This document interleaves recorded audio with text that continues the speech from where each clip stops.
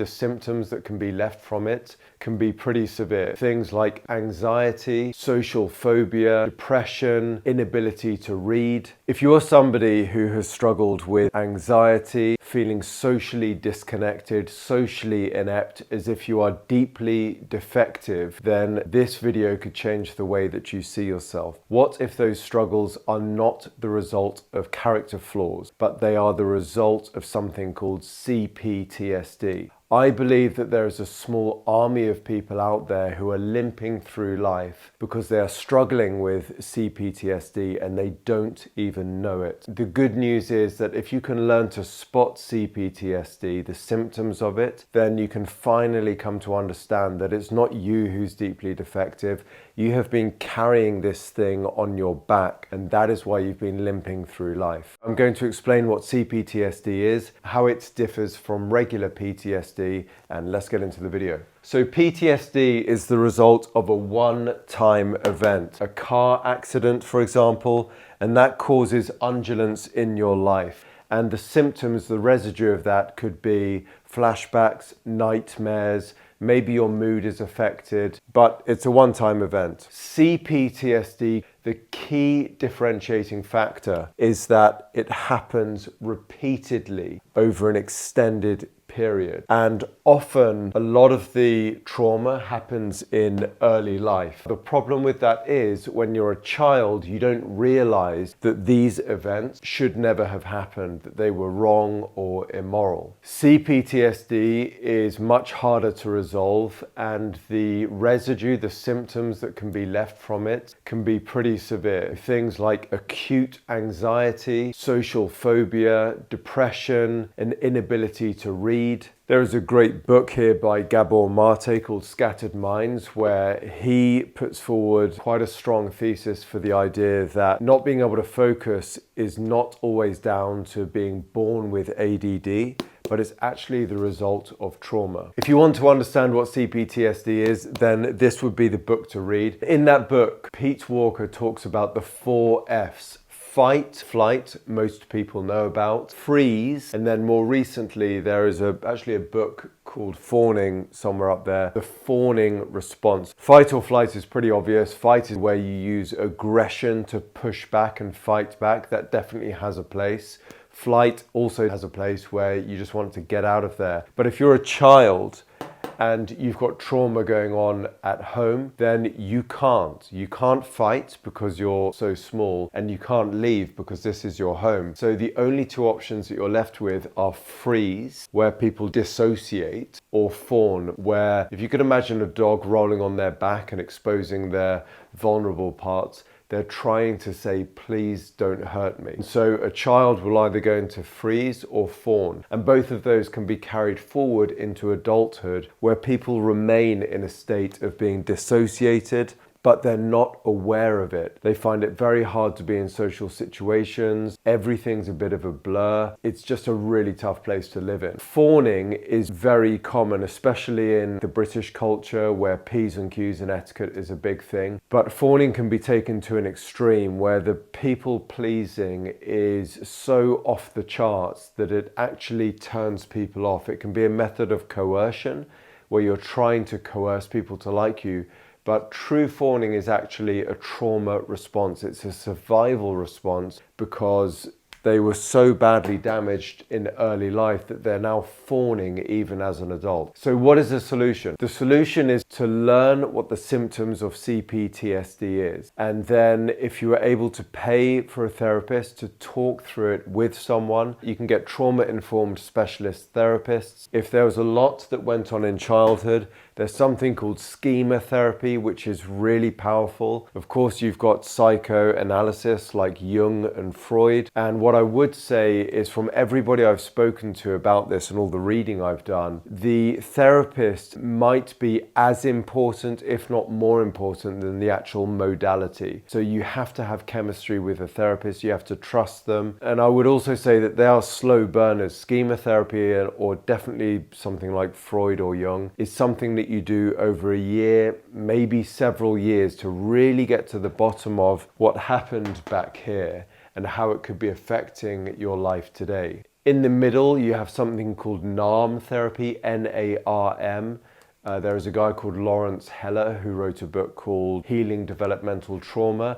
Again, not the easiest to read, but that is, I would say, a middle of the road therapy. You could really start to see results after 6 months, a year from all the research I've done. There is also somatic therapy. A guy called Peter Levine who wrote this book, Waking the Tiger, where I haven't read this yet.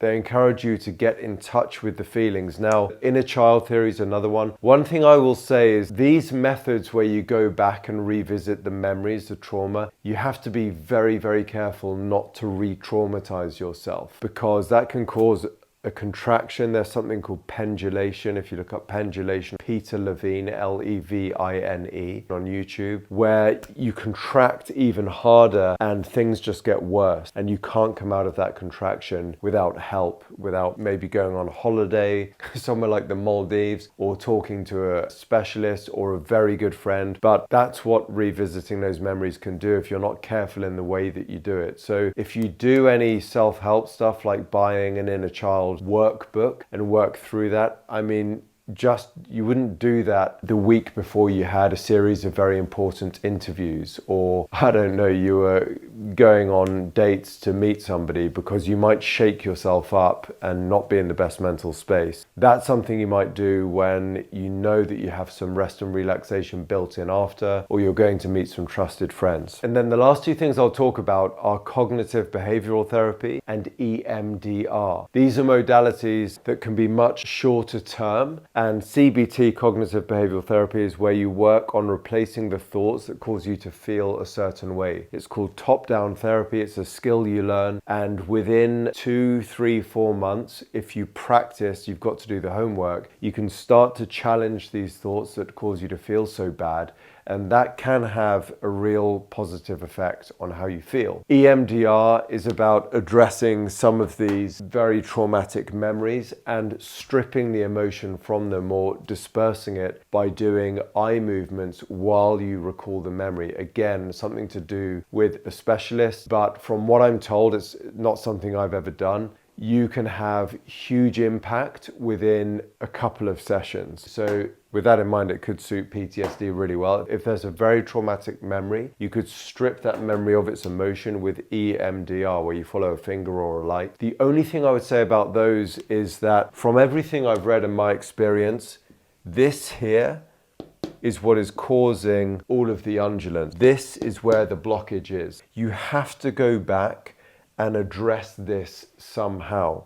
Again, something to be very careful with the right therapist. But when you go back and deal with this, all of this undulance, like this could be social anxiety, this could be depression, this could be feeling disconnected, and all of these symptoms can start to ease. This line can start to ease out and you can come back to normality very quickly. But again, I'm not a psychologist, I'm not a psychiatrist. I've just read a lot about this, and I have some friends, people who are very close to me, who have been affected very badly by this. And when you go back and resolve this stuff, these symptoms, social anxiety, depression, feeling as if you're deeply defective, can disperse and eventually be a thing of the past.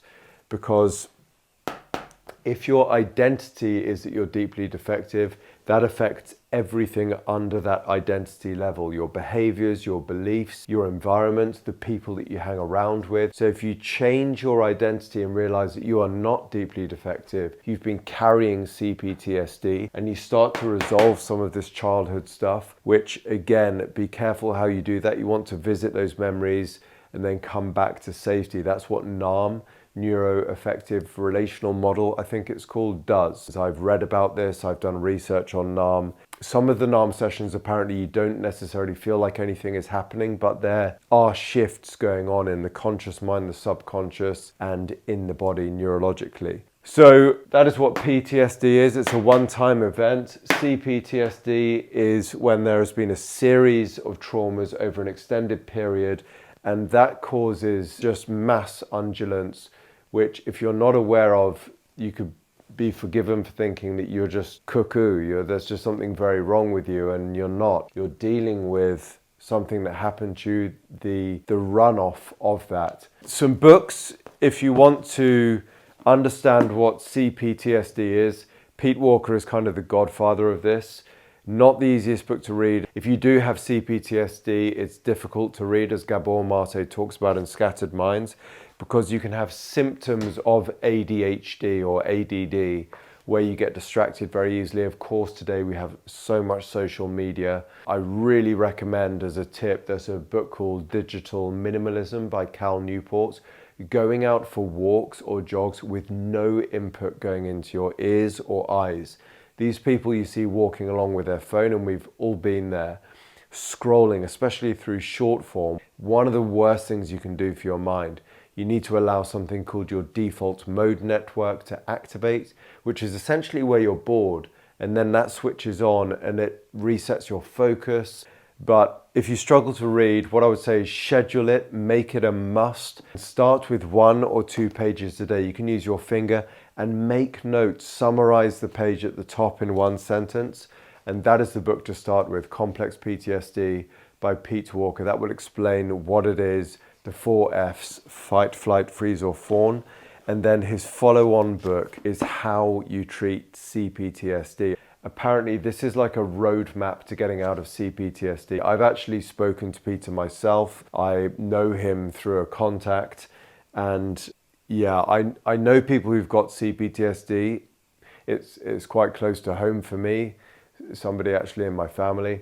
And so I want to understand this. Of course, if you can afford to pay for a therapist, that could be ideal, but if not, these two would be your best friend. And then there is Peter Levine, who's an amazing somatic therapist. He wrote this book called Waking the Tiger. He's written other great books. It's a much easier read, I would say, than Peter Walker's.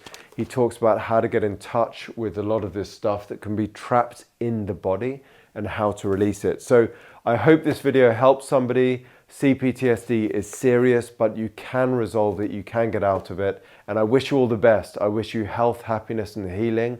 If you've been feeling that you're deeply defective, you're socially inept, you're just awkward, you feel a loss of agency in your life, as in you could achieve anything, it seriously is worth looking into CPTSD, whether you have this, and then it is work to go through and resolve this, but once you remove those blockages, this can really smooth out and it could change your life. So I hope it helps. I wish you health, happiness, and healing. All the best.